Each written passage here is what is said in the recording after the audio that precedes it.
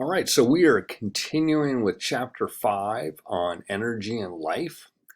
And basically, there's two main things that this part of the chapter covers: how enzymes work and what kinds of things affect enzymes. And the other main thing is ATP. What is ATP and what does it do? So let's start off with enzymes. What enzymes do.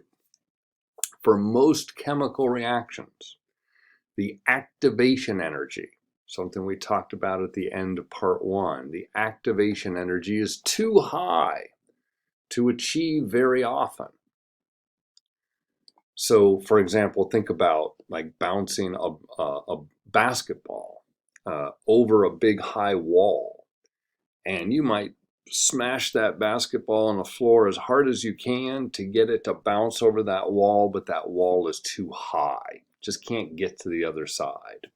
So that high wall that I'm talking about here is symbolic of a very high activation energy. And if that activation energy is too high, if that wall is too high, then you're never going to get chemical products. You're never going to get the ball on the other side.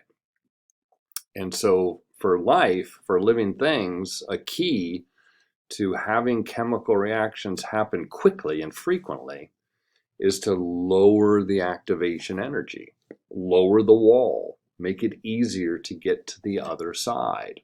So this is a key statement here. Enzymes lower the activation energy. They bring the chemical reactants to the transition state, to that critical point of turning into products. In fact, this is the only function of enzymes. This is all they do, is they help chemical reactants get to the transition state by lowering the activation energy. Enzymes are proteins. They're not carbohydrates. They're not lipids. They are proteins. They are proteins that act as catalysts. So you need to know what a catalyst is. Another definition: a catalyst is a chemical that increases the reaction rate, the number of reactions happening in a period of time. And the catalyst, to be a catalyst, you're not altered or changed or used up during the chemical reaction. You're just helping that reaction to happen quicker, more frequently. Okay?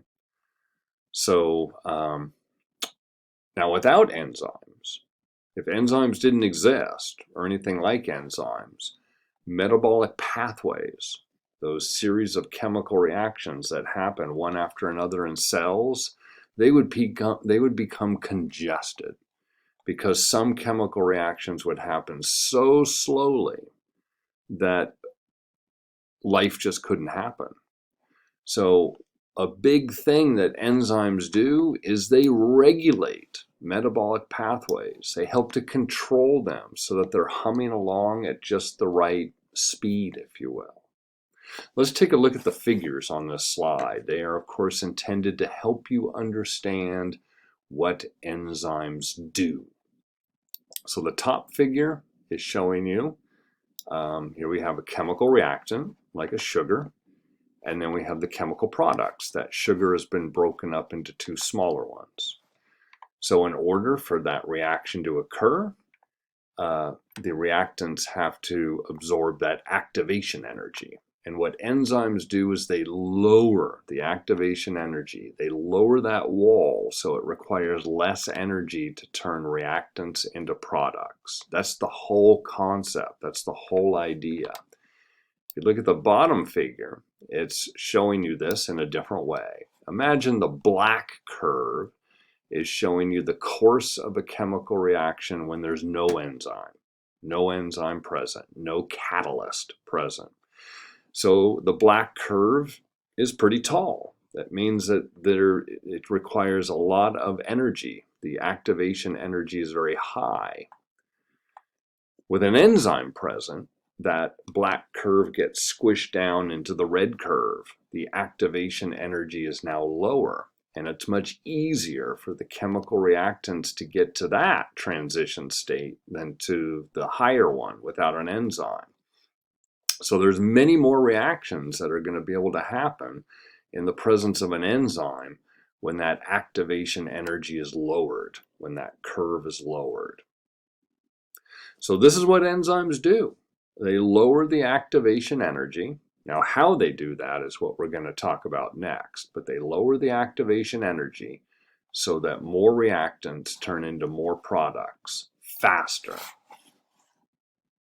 All right, so how exactly do enzymes work? Let's take a look. There's quite a bit on this slide showing you what they do. So pay close attention to the figure here in the upper right, okay? This big blue blob is an enzyme. It's a protein. And the little tiny red molecule up there is a reactant molecule that we call a substrate. A substrate. A substrate is something that is acted upon. So this chemical reactant is going to be acted upon by the enzyme. So it's a substrate. Now, there's a little slot, a little compartment in the enzyme where the substrate, where the chemical reactant fits into. And that little slot is called the active site. The active site. That's where the chemical activity is going to occur, where the chemical reaction is going to occur. And when that substrate fits into the active site, we now have a combination of an enzyme and a substrate, and we call that an enzyme-substrate complex. Sounds fancy. All it is the combination of the enzyme and the substrate together. And notice in that picture how the enzyme is kind of wrapped around the substrate, like a hand wrapping around a little marble or ball or something. That's the enzyme-substrate complex. So when that enzyme wraps around the substrate, that's called an induced fit. An induced fit, wrapping around the substrate. So once the substrate goes into that active site, then there's a chemical reaction. Basically, by it fitting in there, it lowers the energy of activation. When it fits in that active site, it now requires less energy to turn that substrate into products compared to if there was not an enzyme here. So then the products come out of that active site and the enzyme opens back up again. And new substrates can then fit into the active site, and it happens all over again. Now, enzymes are very specific. So I'm down here on the bottom of the slide. It's called this enzyme specificity. And it all has to do with size and shape. So the size and shape of an active site matches the size and shape of a substrate, a chemical reactant. This is what makes enzymes very specific to certain chemical reactions. And this is what allows enzymes to control or regulate the chemistry of our cells. If there's an enzyme present for a certain chemical reaction, because it's specific, then it'll happen. If the enzyme's not present, the reaction won't happen. So this is how enzymes can help regulate chemical reactions, because they're so specific to certain substrates. Let's take a look at the figure on the bottom. We're dealing with sucrose, which is a sugar, a disaccharide, and it reacts with water. And when it breaks apart, the sucrose, then we have glucose and fructose. Hydrolysis. We saw hydrolysis earlier in chapter 2. Now, this breakdown of sucrose occurs very slowly. If you mix some sucrose, some just regular table sugar, into water, like a glass of water or a bowl, it's not going to break down into glucose and fructose very frequently, very often, because the activation energy is too high. But if you add a little bit of the enzyme called sucrase, which our digestive system produces to digest sucrose, then the sucrose fits into the active site of sucrase, along with a molecule of water. and that sucrase wraps around the sucrose in the water, lowering the activation energy. And boom, glucose and fructose come out as products. The sucrase opens back up again. A new sucrose and water fit into the active site. The sucrase closes around them. Zzz, there's a chemical reaction. Psh, out comes the glucose and fructose. And this is happening at lightning speed. So you can convert a test tube filled with sucrose into glucose and fructose super quickly if you add a little bit of sucrase. If you don't add sucrase, that sucrose is going to be just floating around in the water for a long, long time. So this is how enzymes work.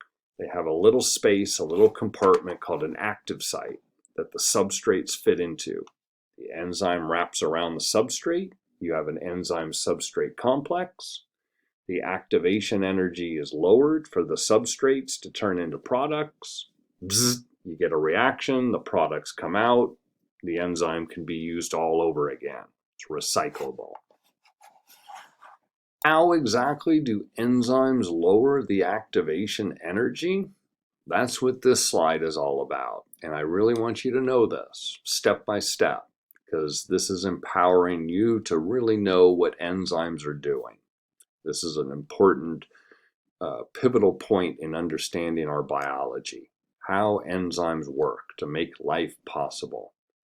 So let's start at the top of the figure where it says number 1, okay? Substrates enter active site. That's the first point. So just due to random molecular motion of molecules bumping around into each other, substrates are going to just move into an active site just by chance. So they move into the active site, and you now have the combination of an enzyme and substrate, and that's called the enzyme-substrate complex. That was mentioned on the last slide. And those substrates are held in the active site, maybe by hydrogen bonds, some kind of weak, attraction. Number 3, the active site lowers the energy of activation, speeding up the reaction. Now, there's a couple ways that an enzyme can lower the energy of activation. Pay attention to this. One of them is that the substrates are forced into an optimal orientation, making them require the least amount of energy as possible. So if you can see me in the little video, imagine my 2 fists are substrates, reactants. And they could bump into each other like this or this. There's all kinds of ways they could bump into each other. But the most efficient way that requires the least amount of energy for them to bump into each other and react would maybe be like my knuckles coming together. Well, an enzyme will force those substrates into that optimum position, requiring the least amount of energy possible to turn those substrates into products. So that's the one of them. Substrates forced into optimal orientation in the active site. Now remember, I mentioned on the last slide that when the substrates fit into the active site, the enzyme wraps around the substrates like a hand around a little object. And when the enzyme wraps around the substrates, it stresses their chemical bonds, stresses them, weakens them. And that lowers the activation energy, bringing them closer to the transition state. So that's the second way that enzymes help to lower the energy of activation, wrapping around the substrates and stressing their chemical bonds to lower the activation energy. A third way that the activation energy can be lowered is that inside the active site, the little tiny environment that's in there called the microenvironment, it might have like a higher or lower pH than the surroundings. And by having a higher or lower pH in the active site, that also could stress the chemical bonds and lower the activation energy. So those are 3 ways that the enzyme can lower the activation energy. Orientation, stressing the bonds by wrapping around, or different pH.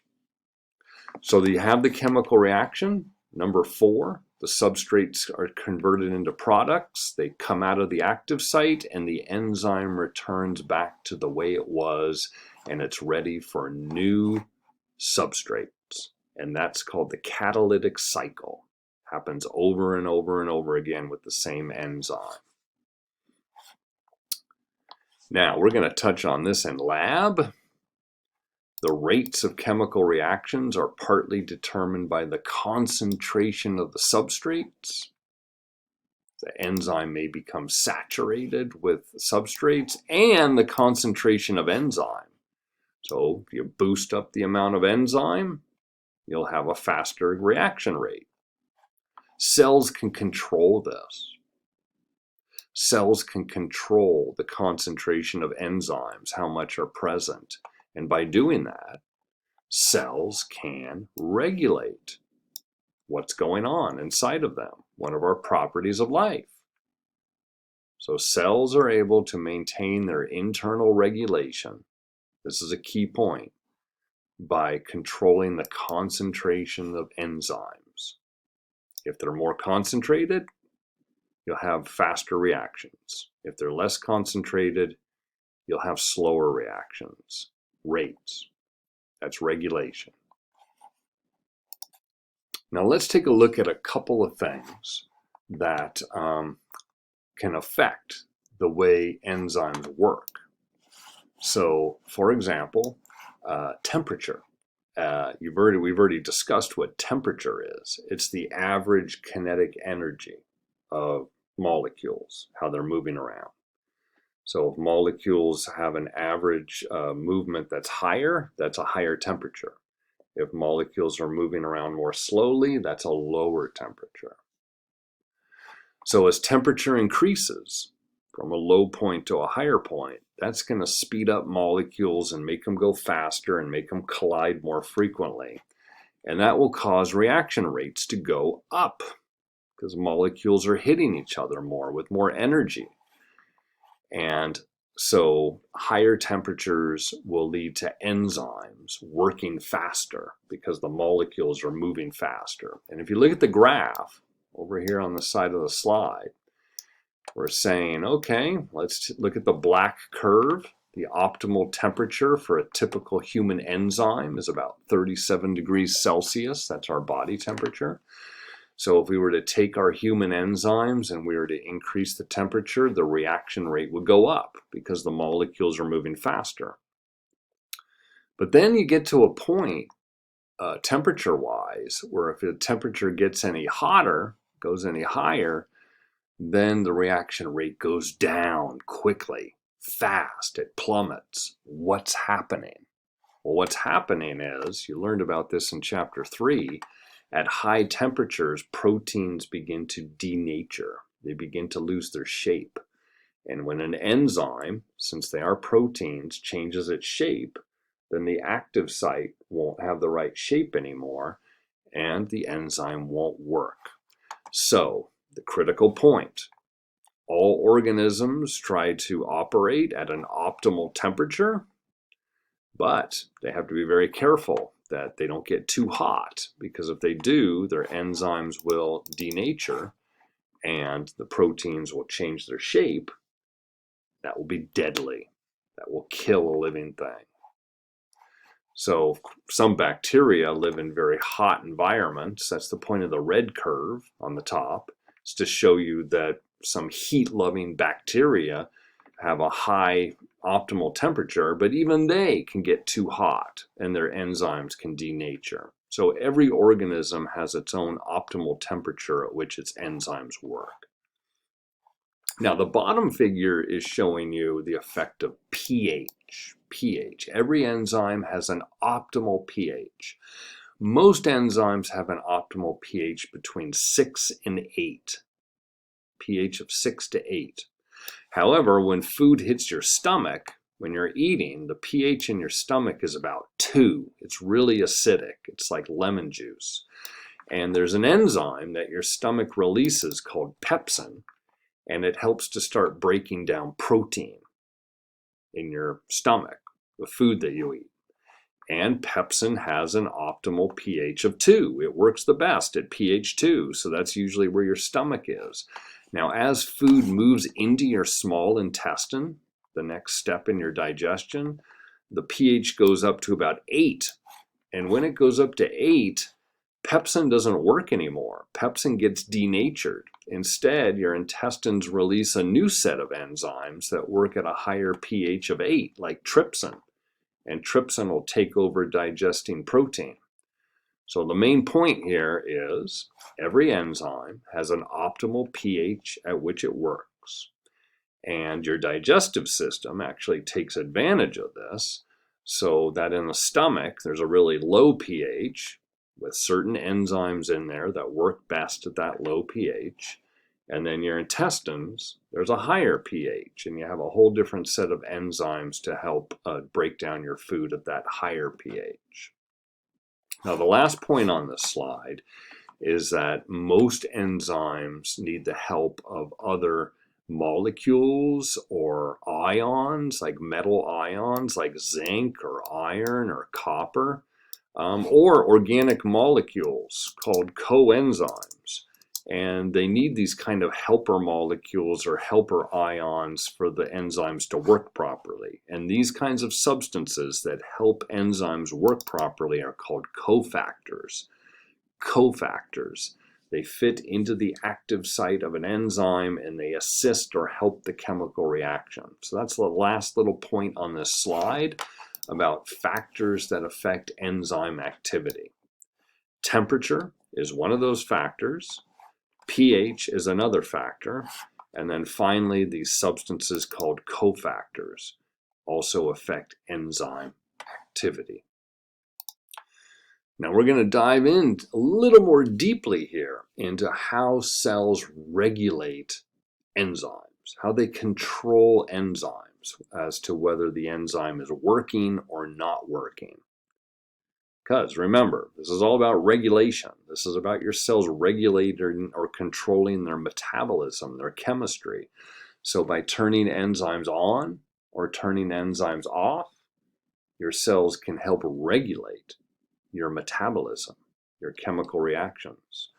Many, but certainly not all, enzymes rely upon what's called allosteric regulation.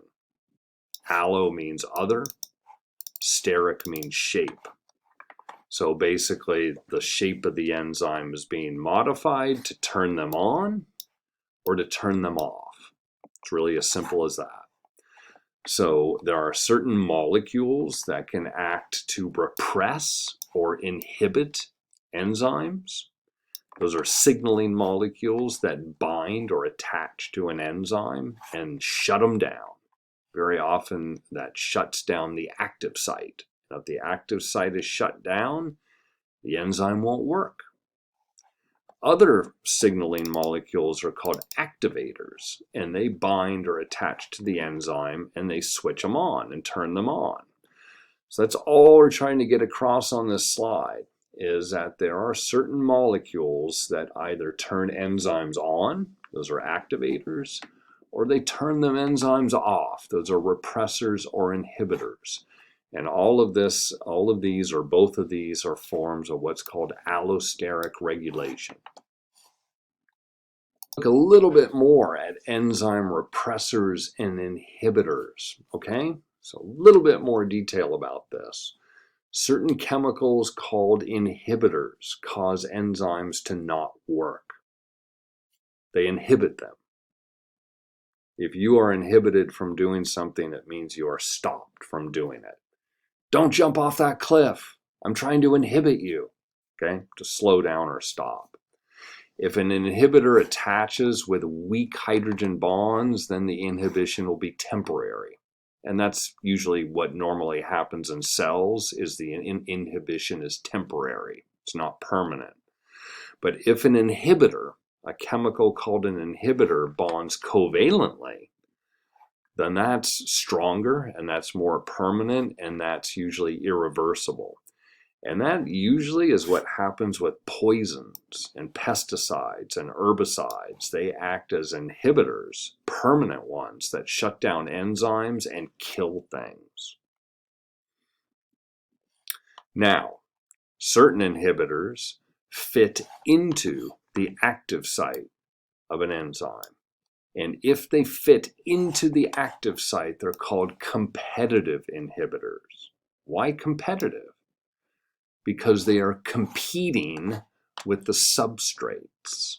The substrates want to fit into those active sites to turn into products. But if there's inhibitors floating around that can also fit into the active site, then those inhibitors are competing with the normal substrates to get into that active site. And the more competitive inhibitors there are, then the more they're going to block the active site and prevent the reaction from happening. That'll slow the reaction rate down if there are competitive inhibitors. Other inhibitors are called non-competitive inhibitors.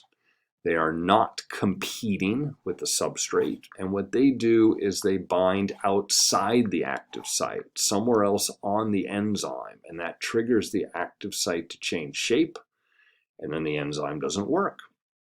So the figure on the bottom is showing you these things. On the very left, here's a normal enzyme.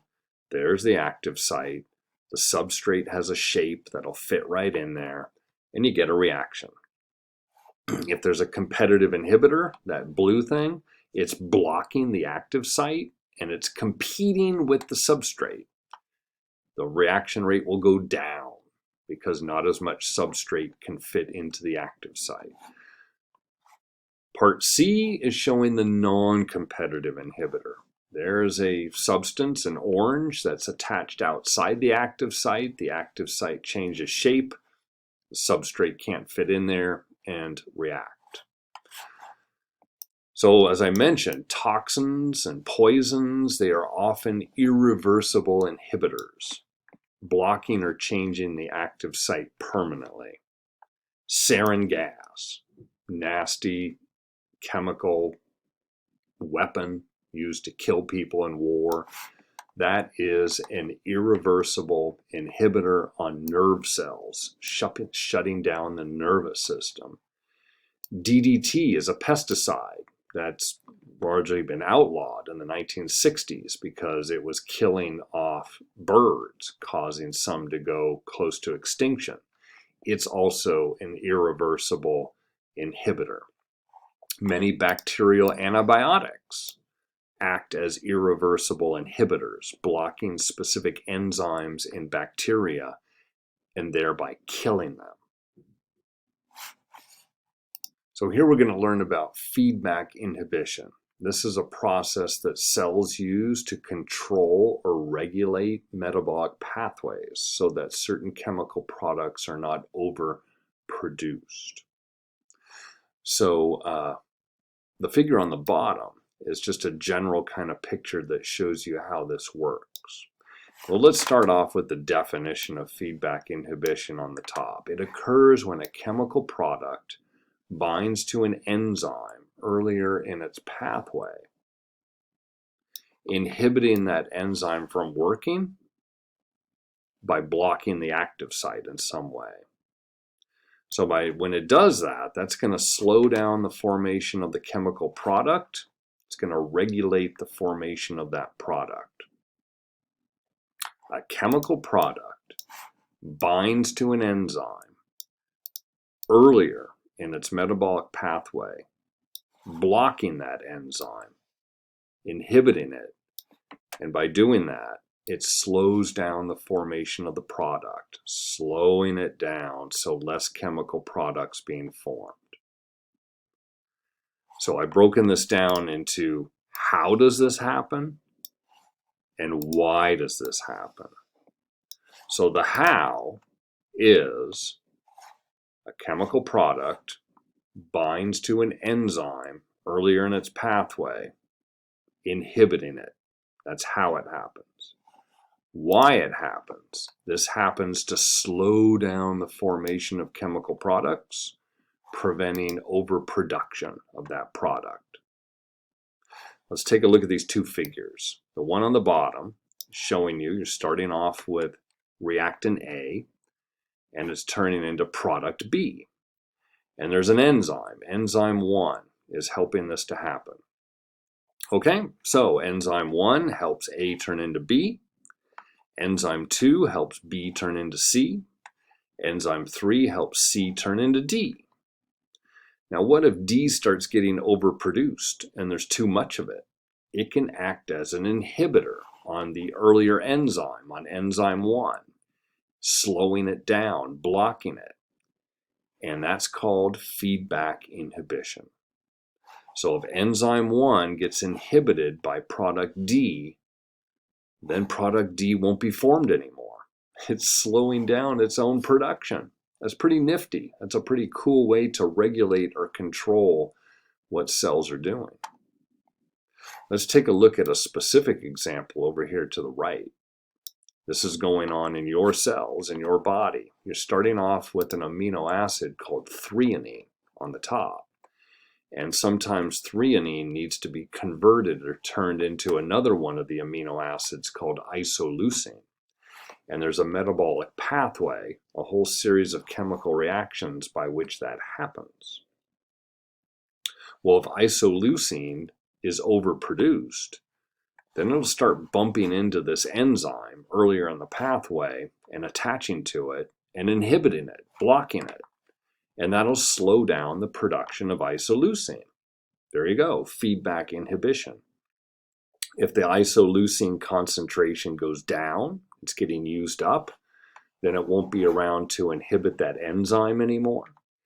And the metabolic pathway will pick up again, and isoleucine will get produced some more. So in reality, this metabolic pathway is being regulated. So it's really happening at a pretty constant level through this feedback inhibition. Pretty cool way. There's lots of examples of feedback inhibition going on in our cells to regulate or control the production of certain chemical products. All right, let's end our discussion of enzyme inhibitors by pointing out that many drugs, pesticides, and poisons act as enzyme inhibitors.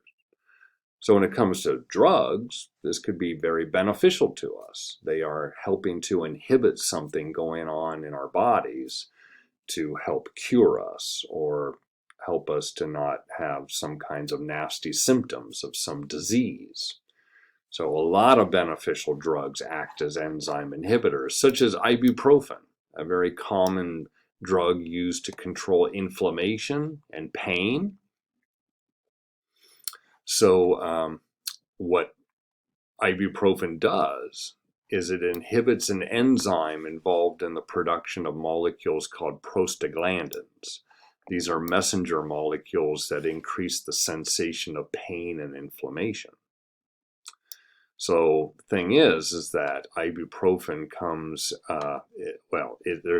that's another, we talked about earlier, 2 different isomers, but we're not talking about that right here. So these pills, these ibuprofen pills, you ingest these, that ibuprofen goes into your bloodstream, it's brought to the cells of your body, and the molecules of ibuprofen can act to inhibit the production of prostaglandins, thereby decreasing inflammation and pain.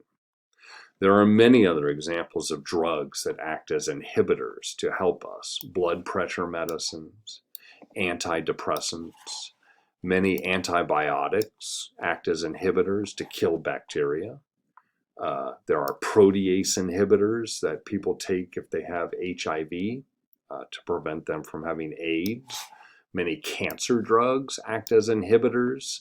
So there are a lot of drugs that act as inhibitors to help us improve our health. But there's a lot of also herbicides and pesticides, deadly poisons used in warfare that are also act as inhibitors. Nerve gases bind to the active site of enzymes for nerve impulses, thereby killing you. So the last little example, Roundup, which is a common herbicide used to kill plants, kill weeds, and so on. That binds to an active site of an enzyme in plant cells, preventing them from producing or synthesizing amino acids. So inhibitors, they are normal in our cells to help control our metabolism, but we can also use them as drugs to help our health, and we can also use them to kill things like herbicides and pesticides, and unfortunately, people in warfare. So we have covered the topic of enzymes. We talked about what an enzyme is. It's a protein. What they do, they lower the activation energy so that chemical reactions speed up and happen more frequently. Talked about how enzymes work. Substrates fit into active sites, turn into products. And we talked about regulation of enzymes, repressors, activators, inhibitors, different types of inhibitors, how they work in cells. Done that. Now we're going to turn our attention to ATP. This is the energy currency of cells. This is a little tiny molecule packed with energy that provides energy for cells to do things. So ATP is an acronym, 3 letters, that stand for this big long word, adenosine triphosphate. The A, the T, and the P, ATP, adenosine triphosphate. And we're going to take a look at it in a slide after this one so you can see its structure and understand a bit more how it works. But we refer to it, your textbook refers to it as the energy currency of cells because, like money, you can use money to buy anything or any kind of transaction in our society. So similarly, ATP is used for energy for all kinds of chemical reactions in cells. It's like the money of our cells. I like to think of ATP as being like the electricity of our cells. We use electricity to power everything, from computers to televisions to vacuum cleaners. It's the common energy currency that powers our society. So in that sense, ATP is like the electricity of our cells. It powers everything in our cells. And it provides energy for endergonic reactions. ATP provides energy for those reactions that require an input of energy. So growth, movement, those are reactions that require an input of energy, and ATP does that. Now, animals, which we are animals, of course, ingest organic molecules rich in potential energy.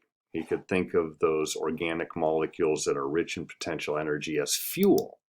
We are ingesting fuel. And then we break them down. We break them down in our cells and we release energy.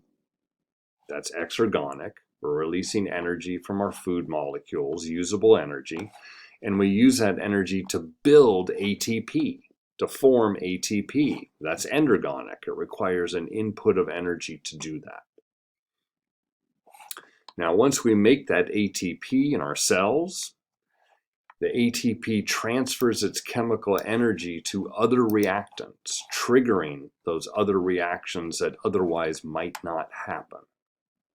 Take a look at the figure here. Okay, there's three kinds of work that ATP does in cells. It does chemical work, it does transport work, and it does mechanical work.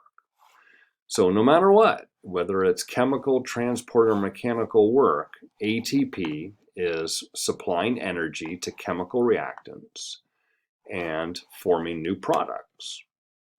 And so that's for chemical work, like building new molecules. How about transport work, like active transport? Well, ATP is providing energy for like a transport protein to pump molecules to the other side of a membrane. So supplying energy to do that kind of work. Mechanical work is moving things like muscle fibers, moving someplace from one place to another. And so once again, ATP is providing energy for mechanical work. So any kind of work that cells need to do, chemical, transport, mechanical, ATP is providing the energy. And so here we're going to take a look at the structure of ATP and how it releases energy when it's hydrolyzed. when it's split up and broken down. So look at the top figure. ATP, adenosine triphosphate. Now what adenosine is, this is all chemistry. Adenosine is a ribose sugar and the nitrogenous base called adenine. So together, those two substances, the sugar and the adenine, make adenosine. If you take 3 phosphate groups and attach those 3 phosphate groups to adenosine, then you have adenosine triphosphate. That's where the name comes from. Now the energy that's in ATP is in the covalent bonds between the phosphate groups. And those phosphate groups have a negative charge. They're all negative. And because they're all negative, they don't want to be close together. Remember, things that have an identical charge repel each other. They don't attract, they repel. So these phosphate groups have been kind of involuntarily squished together and bonded together. And the bonds between them have lots of energy. But because they're negatively charged, they easily break apart. They break their bonds apart and release their energy. So during the hydrolysis of ATP, when ATP is split apart, the terminal or last phosphate group breaks its covalent bond with the rest of the molecule. And when it breaks its bond and that phosphate group comes off, the phosphate attaches to some kind of reactant molecule and provides energy for the reaction to occur. So take a look at the bottom part of the figure. It's showing you adenosine triphosphate, and it's showing you that this terminal phosphate group has broken off. And when it does, it provides energy for substrates, for some kind of chemical reactants to react.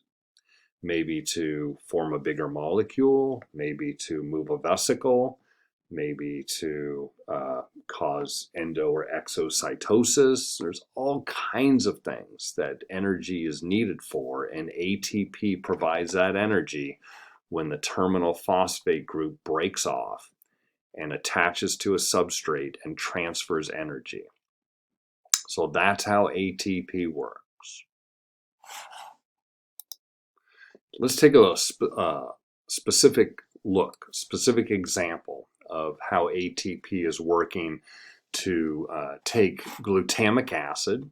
This is just an example. It's not that you need to understand this part of metabolism right now, but it's just being used as an example. In your cells, you take glutamic acid and you take a molecule of ammonia and you bond them together and you make a new amino acid called glutamine. Well, it takes energy to do that. It takes energy to bond that glutamic acid to that ammonia. ATP to the rescue. So here's glutamic acid. It reacts with ATP. Look, there's that phosphate group. The terminal phosphate group came off of ATP. It's attached to the glutamic acid and it's transferring its energy from this phosphate group to the glutamic acid. By transferring the energy, it allows the ammonia to react with it and they get linked together and we've got glutamine. Now we have ADP, which stands for adenosine diphosphate, because now there's 2 phosphate groups in that molecule, not 3, and a free phosphate like floating around. So that's the overall point. Now this phenomenon of the energy from an exergonic reaction, like the breakdown of ATP, it releases usable energy, so it's exergonic. This phenomenon of the energy from an exergonic reaction being used to make an endergonic reaction take place, this is called energy coupling. So ATP is used in energy coupling all the time. The energy released from ATP through its breakdown, which is exergonic, is used to make another reaction occur that's endergonic, energy coupling. Energy coupling. So let's get through our home stretch here and talking about ATP. From your textbook, it's table 5.1, how cells use ATP energy to power cellular work. Well, there's three different categories being listed here. Biosynthesis, okay, which is like chemical work, making molecules. So that's shown here on the left side of the figure. Reactants turning into products, and it takes energy to do that. So ATP is being used to do that, and energy coupling. The energy from this ATP is being coupled and used to make these products. How about contraction? It's another example. Contraction, so like muscle movement. So learn about the details of how muscles work later in biology, but in order to make a muscle contract, to make it become shorter, it requires energy from ATP, energy coupling. And then finally, we've got this example of chemical activation, turning molecules on. So ATP can provide energy to modify a chemical and turn it on by adding this phosphate group. So 3 examples of how cells use ATP energy to power cellular work. Here's some more examples. We're not finished. How cells use ATP energy to power cellular work. So we've got importing metabolites, we've got active transport, we've got cytoplasmic transport. These are just really specific examples of how ATP is used in our bodies by our cells for different kinds of work. So importing metabolites, coupled transport called co-transport can help bring sugars and amino acids into cells against their gradients.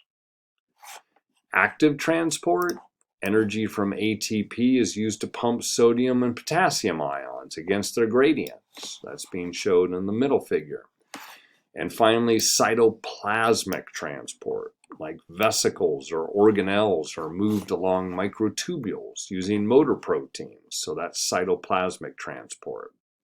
So just giving you some very specific examples, showing you the extent to which ATP is used all over the place for specific things to happen in your cells that require energy. In this case, 3 different examples of transport.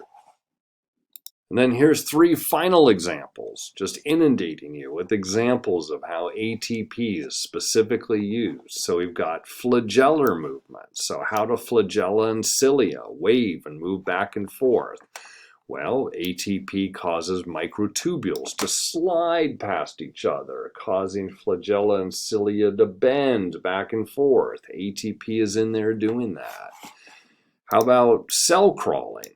Like an amoeba or a white blood cell in your own body crawling and moving around. Well, cells change shape by building and breaking down microfilaments, actin filaments, and it takes ATP to do that. And then finally, heat production. Just breaking down ATP and releasing heat as the form of energy can help to warm up an organism like a honeybee when it's cold.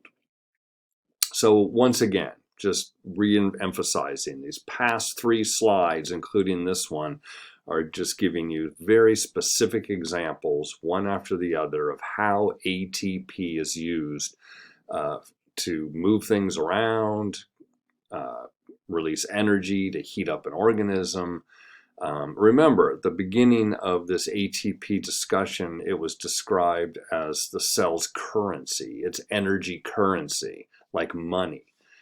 It can be used as an energy source for all kinds of chemical reactions. I also refer to it as the electricity of cells, being the common energy source to power everything. So that's the main point of giving you all these examples. Now, the last thing we're going to look at here, and this finishes up our chapter 5 for us, is how ATP is regenerated. And this is really a segue to chapter 7, which is going to be the next chapter we look at on cellular respiration, how cells make ATP. It's a central concept of our biology, is how cells build this little energy molecule that's used to do everything. So organisms are constantly, continuously using ATP. They have to, because they need a constant source of energy to do all kinds of stuff.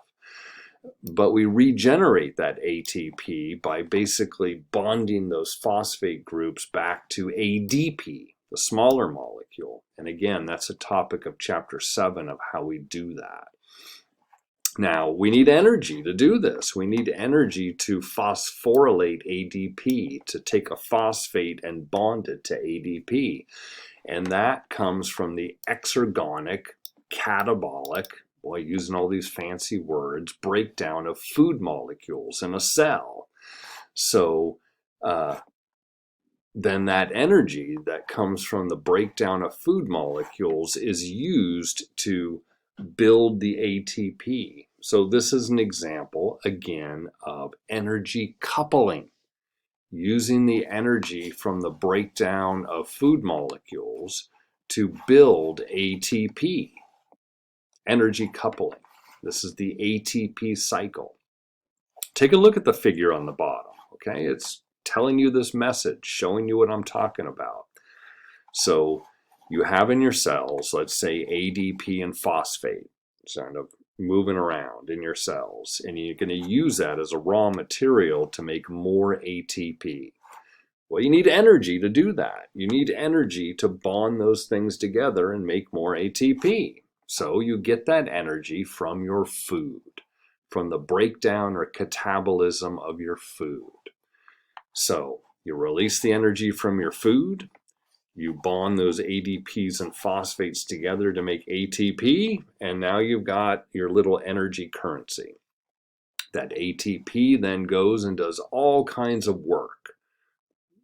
I've just given you lots of examples of work that ATP is used for in cells. So the ATP hydrolyzes, the phosphate group attaches to a substrate, and the work happens. And the cycle just keeps going and going and going. You have to keep supplying new food to supply new energy to make more ATP. As long as you're alive, this chemical cycle just keeps going and going. In fact, a working muscle generates about 10 million ATPs per second. You, as a human, would use your entire body weight in ATP per day, every day, a big pile of ATP, if it wasn't recycled over and over, taking these raw materials and taking energy from food and just recycling it and building it again. So, the endergonic formation of ATP is made possible by coupling the energy released from the exergonic reactions of cellular respiration. And that's what we're going to look at in chapter 7. Exergonic reactions of breaking down your food molecules to release their energy to form ATP over and over and over again to keep your cells going. So this ends our examination of chapter 5, and we have in this section, in this part, looked at the specifics of how enzymes work, and we've looked at the specifics of how ATP works. Two different kinds of molecules that are central to the energetics of cells. Enzymes help to lower the energy of activation so that the rate of chemical reactions goes way up, and cells can regulate or control their reactions using enzymes. And B, ATP is this little high energy molecule, the energy currency of cells, that is used to provide energy for chemical reactions to occur, what's called reaction coupling.